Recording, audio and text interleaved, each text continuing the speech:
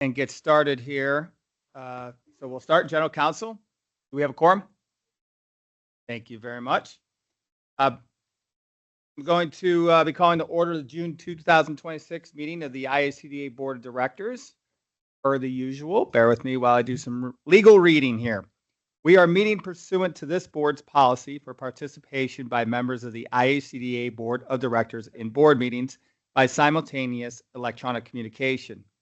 This means that only 3 members must be physically present at the site of the meeting, and the remaining members may call in. There will be an audio feed for the general public so that members of the public can listen to the meeting, and there will be a link to the video recording posted on IHCDA's website next month. At the time the motions are being made, each board member that makes a motion must state his or her first and last name for the record. The votes will then be tallied by roll call. I will now take a roll call of the board members to confirm members who are present and their location. So Mark Pascarella, the designee for the State Public Finance Director, Jim McGough, is present and in the room. Sherry Ellis. Designee for Lieutenant Governor's Office, here present in the room. Thank you. Abby Reddy. Present in the room. Thank you. Chad Greiwe. Present virtual. Welcome. Andy Place Sr. Present remote. Good morning, Andy. Morning. Michael Schottmeyer. Present virtual in Evansville. Hello, Michael. And Tom McGowan. Tom McGowan looks like he is not present. I would also, the chair would like to recognize we do have Secretary Speedy here today, sitting at the table, so welcome. We will go ahead and start moving for our agenda. So the first item on the agenda is the approval of the minutes from the May 28, 2026 board meeting. Board, I assume you've had a chance to look and review. I will pause here for any questions, comments, or any changes that need to be made. Hearing and seeing none, may I have a motion to approve? I'll be ready. Motion to approve. I have a first. Can I get a second? Andy Place, second. We have a first and a second. Move to roll call. Sherry Ellis. Aye. Abby Reddy. Aye. Chad Greiwe. Aye. Andy Place Sr. Aye. Michael Schottmeyer. Aye. Chair votes aye. Motion passes unanimously. Section 2, we're going to move to real estate. And I'm going to welcome Emily Castro, who will present the recommendation for non-competitive bond volume 4% tax credits memo. Welcome, Emily. Thank you. Good morning, board. My name is Emily Castro. I am the Bond and State Tax Credit Manager at IHCDA. I'm presenting one memo today with a funding recommendation for the 2027 AB non-competitive bond round. The first window of the bond round opened for applications on February 13th, 2026. The real estate allocation team has been evaluating applications on a first-come, first-served basis in accordance with the qualified allocation plan. This is the first recommendation from this round. The 2 applicants are requesting 4% low-income housing tax credits and multifamily tax-exempt bond volume. They have undergone our threshold and scoring review process and were determined to have met 2026-2027 QAP criteria, including Schedule D, and have achieved the minimum required score. The first development is Beacon Heights Apartments, which is the rehabilitation of 174 units of family housing in South Bend. This applicant is requesting $2,109,690 in annual LIHTC and $23,835,829 in bond volume. The second development is Grandview Tower Apartments, the rehabilitation of 170 units of age-restricted housing in Evansville. This applicant is requesting $1,838,449 in annual LIHTC and $21,377,452 in bond volume. Each of these developments is described in greater detail in the development summary sheets attached to the memo for this recommendation. Staff is recommending the allocation of an aggregate award of 4% LIHTC in the amount of $3,948,139 and an aggregate allocation of bond volume in the amount of $45,200,000 $213,281 to these two developments. And I'd be happy to take any questions you have. Board, any questions, comments? Hearing and seeing none. Thank you very much for the explanation, Emily. We have, now we're ready for your resolution. Yes. Staff respectfully requests that the board approve the following resolution. Resolved that the board approve the following. An aggregate award of 4% LIHTC in the amount of $3,948,139 and an aggregate allocation of bond volume in the amount of $45,213,281 to the two developments listed in Table A as more particularly identified by the development summary sheets as recommended by staff. Thank you, Emily. Board, we have a resolution in front of us. I'll entertain a motion. Mike Schotmeyer, move for approval. I have a first. Can I get a second? Andy Place second. I have a first and a second. We'll move to roll call. Sherry Ellis. Aye. Abby Reddy. Aye. Chad Greiwe. Aye. Andy Place Sr. Aye. Michael Schottmeyer. Aye. Mark Pasquarello votes aye. Motion passes unanimously. Thank you very much. Thank you. We'll move to real estate item B, which should look familiar for us a little bit because we are going to welcome Alan here, who will present the Beacon Heights bond recommendation. Good morning, thank you. I'm Alan Rakowski, Senior Director of Real Estate Allocation. So here today to present the final resolution for Beacon Heights Apartments, which was just approved for the tax credits and bond volume. The purpose of the purpose of the memo is to request the approval of the issuance of Series 2026 multifamily housing revenue notes for Beacon Heights Apartments in a principal amount not to exceed $25 million. Such amount of tax exempt notes to be limited to $23,835,829. The notes will be issued on behalf of Beacon Heights Apartments Preservation LLC. The Indiana Housing and Community Development Authority will serve as a conduit issuer for the notes, thereby loaning the proceeds of the borrower to finance the rehabilitation of its multifamily housing complex. As is the case in all of these deals, the notes are backed solely by the revenues derived from the development and will not constitute a debt, liability, or obligation of the authority or the state of Indiana. As Emily mentioned, the borrower is proposing to rehab 174 units of family housing in South Bend, with the authority serving as the issuer of the note. An additional approval by the board, in addition to the approval of the allocation of tax credits and bond volume, is necessary. So the recommendation is the approval of the Series 2026 multi-housing revenue notes for Beacon Heights Apartments. I'd be happy to answer any questions. Board, any questions or comments for Alan? Besides the fact that this is back my old stomping grounds. Hey, Alan, Mike Schotmeyer, I have one question. Why is this one being issued so quickly, but Grandview is not? This one is hoping to close next month. So their timeline for closing was much more quick. It's not common that we do both in the same meeting, although it happens maybe once or twice a year because of the timeline of the deals under. Okay. They asked us to do it today. We anticipate the other one will probably come back within the next 5 or 6 months, which is more typical. Okay, thank you. Anyone else? Not seeing anything, then Alan, I believe we are ready for your resolution. Yes, staff respectfully requests the board approve the following resolution. Resolved that the board approve the Series 2026 multifamily housing revenue notes for Beacon Heights Apartments pursuant to the resolution attached hereto as Exhibit A as recommended by staff. Board, we have a resolution in front of us. I will entertain a motion. Andy Place, motion for approval. I have a first. Can I get a second? I'll be ready. Chad Greiwe, second. Sorry, I'll be ready. Buzzed in first, Chad. We'll get you next time. We'll move to roll call. Sherry Ellis, Aye. Abby, you ready? Aye. Chad Greiwe, Aye. Andy Place Sr., Aye. Michael Schottmeyer, Aye. Mark Pasquarello votes aye. Motion passes unanimously. Thank you very much, Alan. Thank you. All right, we'll move to section 3, which is going to be community services, and we are going to welcome Jim Flatford, who will present the Housing Opportunities for Persons with AIDS 2026/2027 Program Year Funding Allocations Memo. Welcome, Jim. Thank you. Again, my name is Jim Flatford. I'm the Formula Grants Manager here at IHCDA. And I am here to present the funding recommendations for the Housing Opportunities for Persons with AIDS program for 2026 to 2027.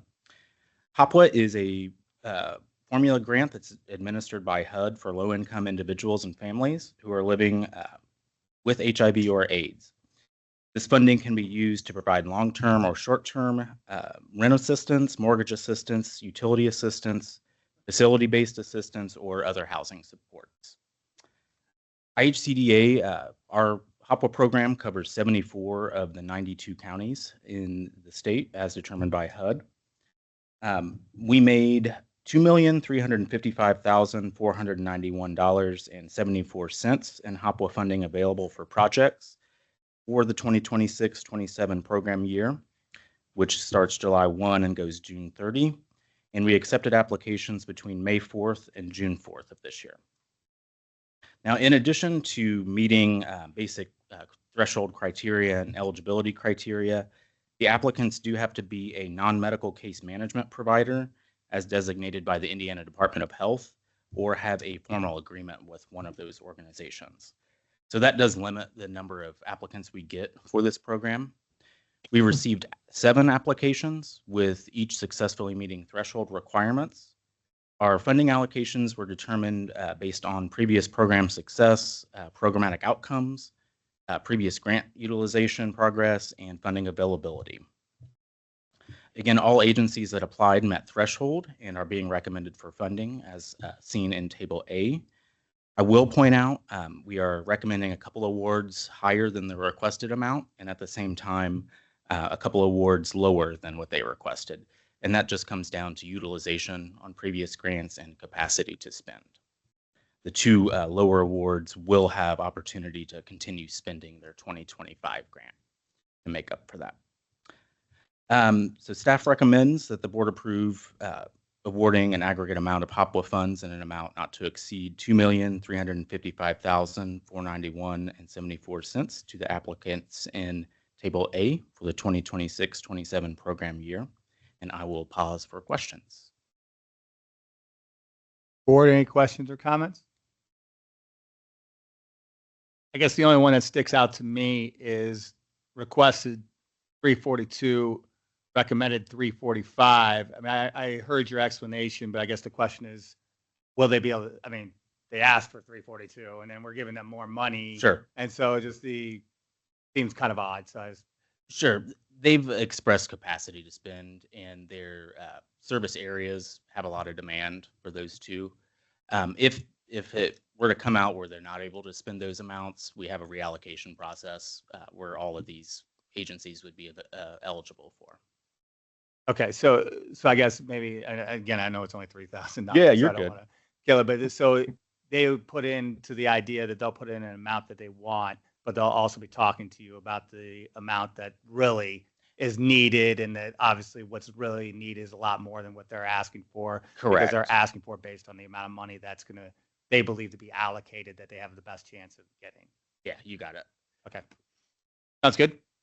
Any additional questions or comments? Hearing and seeing none, I believe we are ready for a resolution. All right.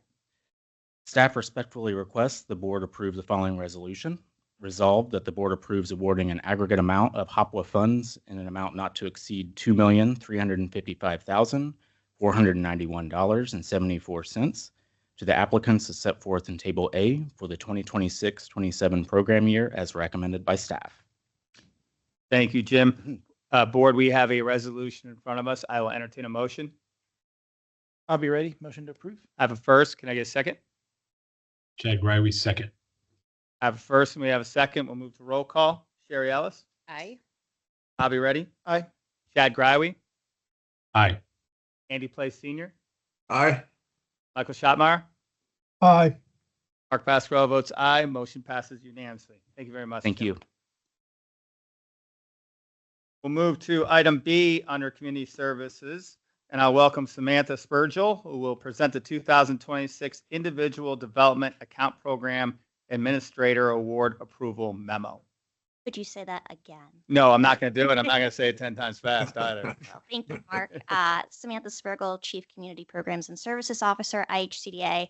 We'll have two board memos today. The first is for our recommendation for the 2026 Individual Development Account Program Administrator Award approval.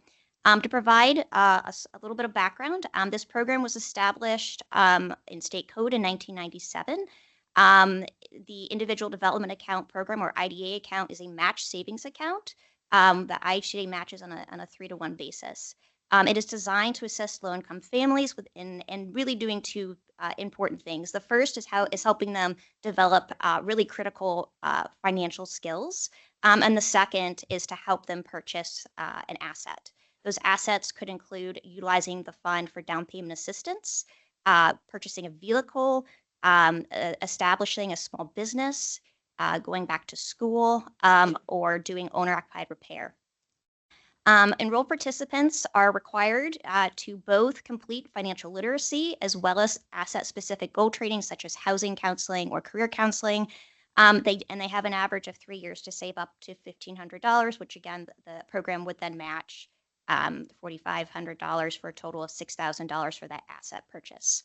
Under the last biennial budget, IHCDA was allocated $550,275.60 to support IDA accounts, which equates to 104 full IDA accounts. This year, we opened up our applications on March 25th, and applications were due on May 1st. We received 23 applications, and today IHCDA is recommending 22 of those 23. The one that is not being recommended, the project proposal did not meet the state code requirements, and so IHCDA's staff determined that they were ineligible, but we can work with the participant on a different program and prepare them for applying for that program for next year. Applications were evaluated both on completeness, their commitment in serving Hoosiers to achieve financial self-sufficiency, their previous experience with IDA, so we looked at their utilization rate, their experience of recruitment and program compliance, their ability to offer more than one asset purchase goal, and their ability to offer both that financial literacy and that specific education that's required. And then we also really like to work with administrators that are able to serve multiple counties so we can ensure that we have statewide reach for these accounts. We are recommending funding for the totality of the 104 accounts we have.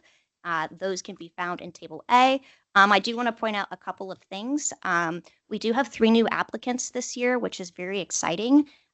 We also last year had 16 applications. This year we had 23, recommending 22. So it is great to see continued support from our partners in wanting to administer this program and new partners coming through.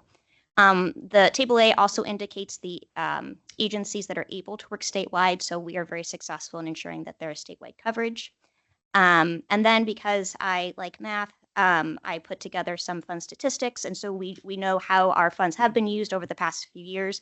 67% of our accounts have actually gone toward purchase of a home. 15% have been used to purchase a car, 9% for owner-occupied repair, and then 5% and 4% respectively for new business or educational purposes. So that was a lot of information very quickly. So I will pause there in case anyone has any questions. Any questions or comments for Samantha? The only thing I will add is, being a finance nerd, I think this program actually is a phenomenal program, just from the fact of savings. And also with IHCDA, I think you see a lot of federal dollars getting funneled through this agency. But in this particular situation, I am correct that this is actual state money. Yes. So this is state cash that the General Assembly has sent over to IHCDA for this general purpose. And I think that should be recognized as the state as a helping hand in this. So I will pause here for any additional questions or comments. Hearing and seeing none, we are ready for your resolution, Samantha. All right, thank you. Staff recommends awarding IDA funding in an aggregate amount not to exceed $546,000 to the applicants as set forth in Table A to administer the IDA program for the program term beginning July 1st, 2026 and ending on June 30th, 2030. Thank you. Board, we have a resolution in front of us. I will entertain a motion. I'll be ready. Motion to approve. I have a first. Can I get a second? Andy Place, second. I have a first and a second. We'll move to roll call. Sherry Ellis. Aye. Abby Reddy. Aye. Chad Greiwe. Aye. Andy Place Sr. Aye. Michael Schottmeyer, Aye. Mark Pasquarello votes aye. Motion passes unanimously. Thank you, Samantha, but you're going to be, from my understanding, staying up here with us because we're now going to be presenting the 2026-2027 Individual Development Account Tax Credit Allocation Approval Memo. Correct. Thank you. So very similarly to the last memo that you all approved, IHCDA is authorized again through the state budget process to allocate no more than $200,000 in state tax credits during the fiscal year to the same partners that are eligible for IDA. On the participant side, it follows the same requirements that it is a 3-to-1 match. They have to follow the same rules regarding the two prongs of education, as well as the assets that are eligible under the program. The key difference is that the non-for-profit administrator is required to essentially raise funds to eligible donors, who then can report that as a liability against their state taxes. So credits are worth 50% of donors' contributions. So in reality, that $200,000 really becomes $400,000 for the program. Credits are to be sold between July 1st and June 30th. And again, this program has existed since 1997. So we run both application processes concurrently.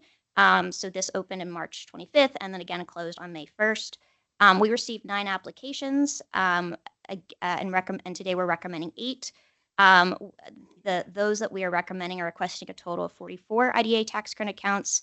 That is not, we still have approximately 12 or so accounts that we can give out. So we will be reopening the round. We had this happen last year, and we can do some additional technical assistance to ensure that we can utilize those state tax credits. And then the one that we are not recommending for funding is the same organization as before. The scope that was provided, it just does not meet the state code. And these donors are individuals? Correct. Okay. Great question. So again, another program that the state is setting up and deferring their taxes coming in so that they can fund this account. Yes. And so a listing of the recommended administrators may be found on Table A, and then Exhibit A again shows the map of where those credit accounts can be found. Questions or comments for Samantha? I was gonna say, I like programs like this that encourage partnerships, community members, and programs like this. So it's great, I think, program in general, or idea or program. So It's a really great example of a public-private partnership because one partner I've actually not mentioned before are financial institutions. We actually have MOAs with financial institutions to set up the accounts themselves, and so they also help us ensure that we have some guardrails for any deposits of funding or withdrawals of funding. I'd like to hear that. Anything else from the board? If not, then we will move to the resolution. Great, thank you. Staff respectfully requests the board approve the following resolution, that the board approve allocating IDA tax credits in an aggregate amount not to exceed $112,500 to the applicants as set forth in Table A as recommended by staff. Board, we have a resolution in front of us. I will entertain a motion. I'll be ready. Motion to approve. Have a first. Can I get a second? Andy Place second. Have a first and second. We'll move to roll call. Jerry Ellis, Aye. Bobby Reddy, Aye. Chad Greiwe, Aye. Andy Place Senior, Aye. Michael Schottmeyer, Aye. Mark Pasquarello votes aye. Motion passes unanimously. Great, Thank you thank very much, Samantha. That includes the voting portion of the board agenda today. We are now going to move to the IHCDA update, and I'll welcome Executive Director Tom Pearson, who will provide that. Thank you, Mark. Thank you, board, for allowing me to share a couple updates with the board. You recently saw in the news recently, Maryville, Indiana, had a tornado and severe storms come through the area. IHCDA, in conjunction with the Indiana Department of Homeland Security, responds to disasters such as this. Team from IHCDA includes Matt Rayburn, Stephen Enns, and Zach Gross. So kudos to them for all their hard work. And Matt Rayburn's going to present just a small update to the board of the response IHCDA has had. Thank you, Matt. Yeah, thank you, Tom. Good morning, board. My name is Matt Rayburn. I am the Deputy Executive Director and Chief Real Estate Development Officer for IHCDA.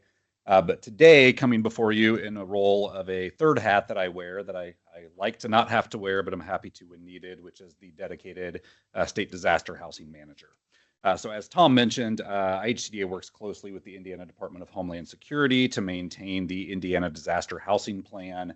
And in my role as disaster housing manager, we are tasked with having internal policies and procedures ready to go to assist when natural disasters result in displacement of Hoosiers around the state.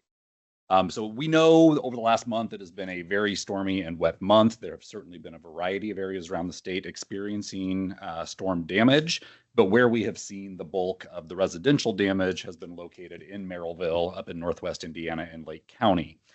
So in conjunction with Homeland Security's damage assessment team and outreach we had done to owners in the area, we have identified 5 multifamily residential projects located in Merrillville that were either completely destroyed or suffered severe damage as a result of tornado and severe winds. And across those 5 projects, that was a loss of 162 rental units in that community. Only 10 of those were vacant, so we have 152 families that have been permanently displaced, are not going to be able to return to those rental units.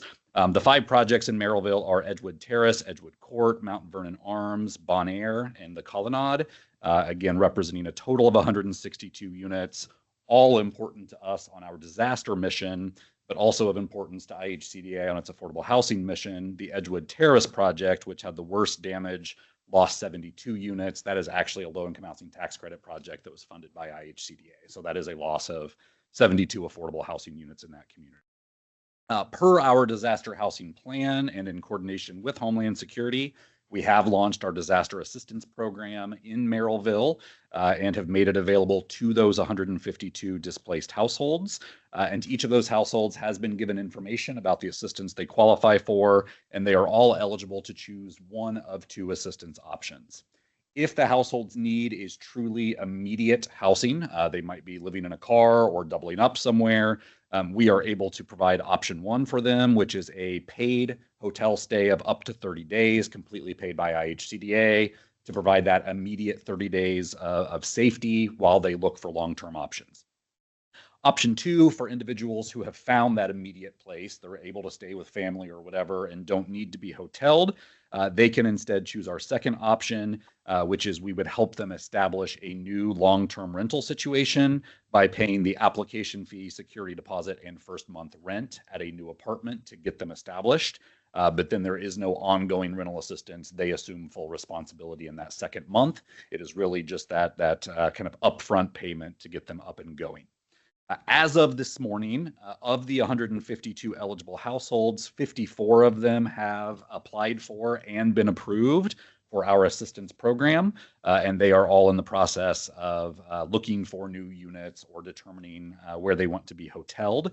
The vast majority are indeed going for the rental assistance route. I believe we only have 3 households that have opted to be hoteled. The rest had somewhere they could stay in a short term. So most of them are out looking for new units with the option of us paying that security deposit and first month rent. So that's kind of the general update on where we are. I did want to give a few quick kudos along with myself. Our kind of long-term disaster leads for many years have been me, Stephen Enns on my team, and Zach Gross on my team. Those 2 guys have worked with me on a number of disasters across the state over the years, have once again stepped up for this initiative. So the 3 of us have been leading this charge for the last 2 weeks. And then also wanted to give a special kudos to one of our IHCDA summer interns, Bryce Bryant, who I don't know if Bryce is in the room today, but Bryce has a lot of interest in communications.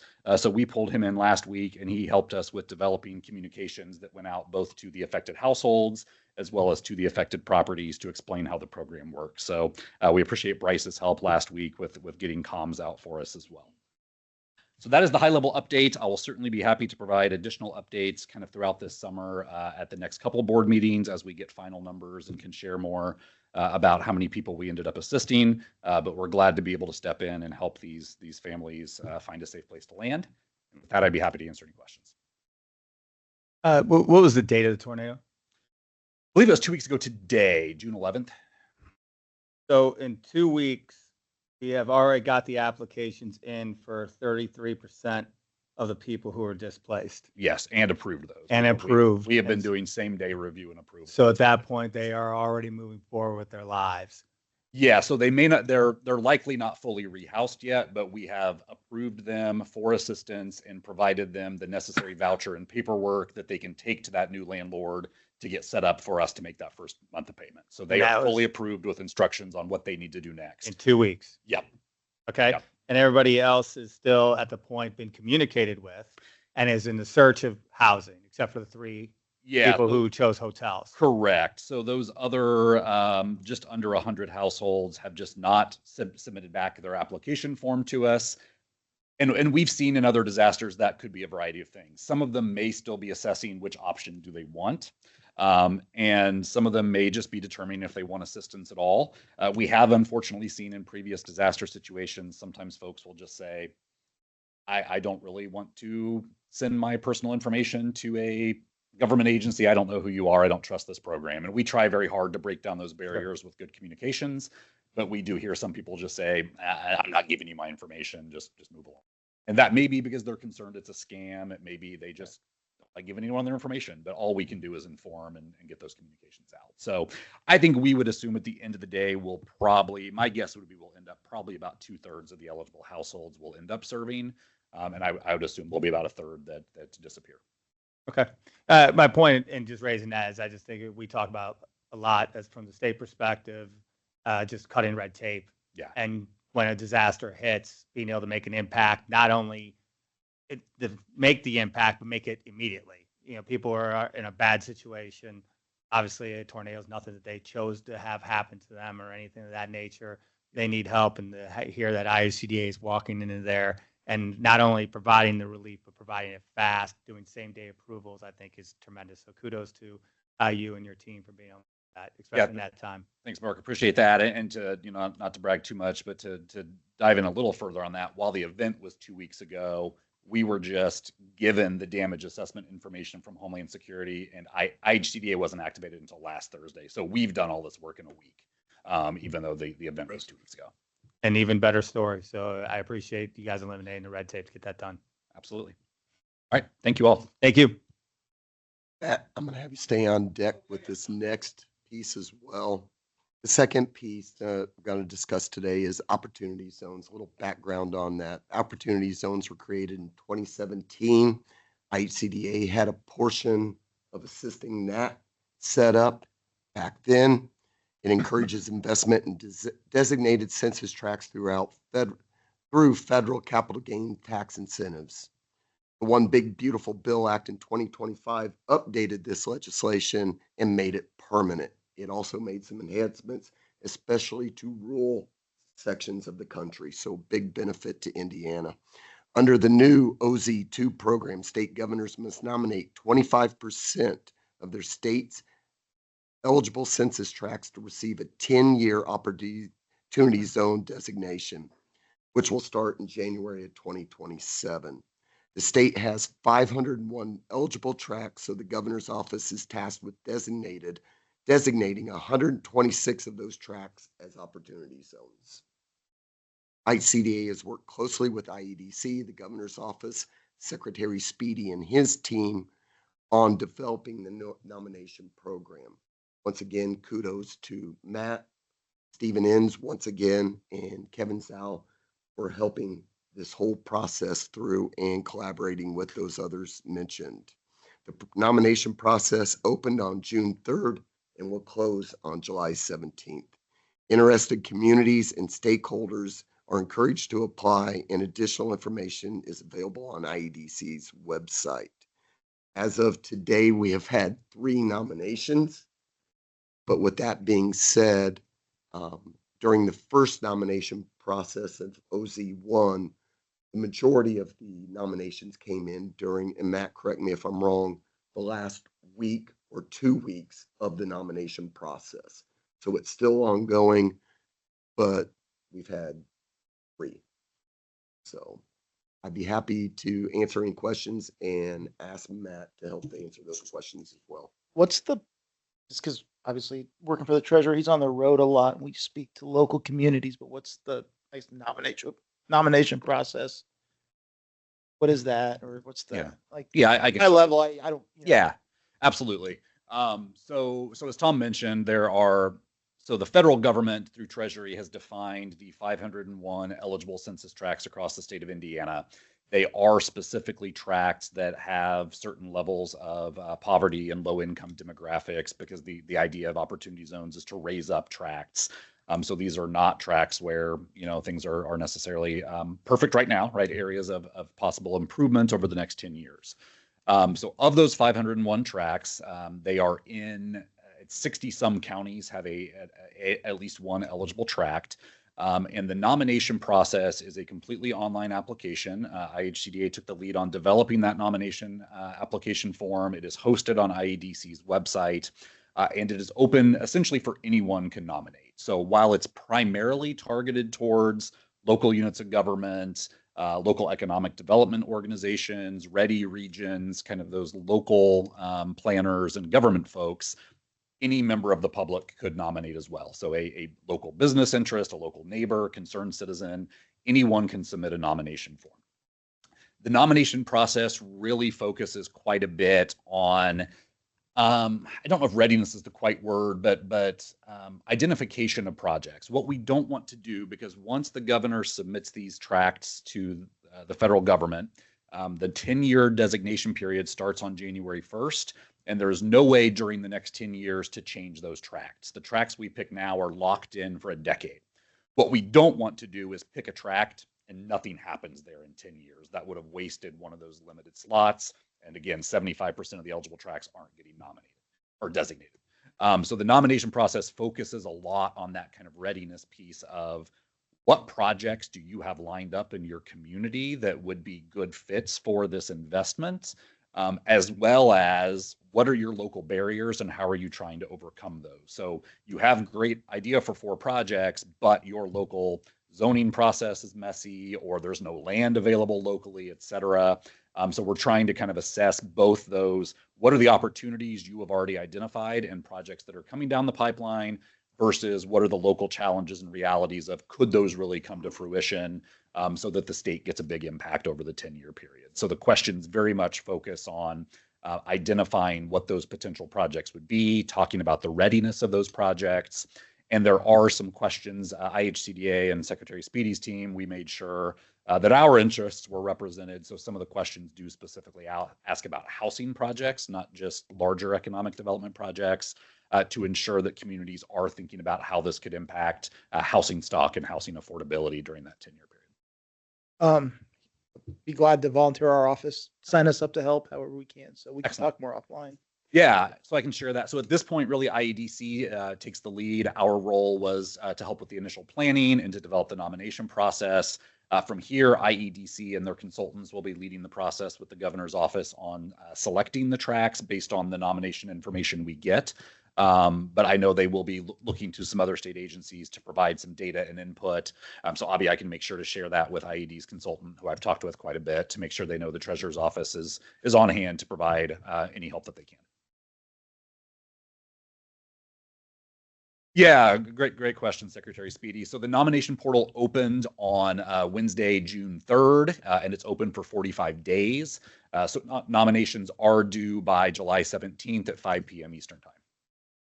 That is a hard deadline. The nomination portal will close then, and all of the nominations received will then be aggregated by us and sent over to IEDC and the governor's office to start the review process. And as Tom said, while hearing that, hey, this has been open 20 days and we only have 3 applications, that can be concerning kind of on a first blush. While certainly I think it's incumbent for all of us to continue kind of getting the comms out over the next couple of weeks and making sure communities are aware. We did go back and look at the 2017 data. And as Tom said, over 90% of the nominations we received under OZ 1.0 came in within the last week. And we see that also from programs we run at IHCDA.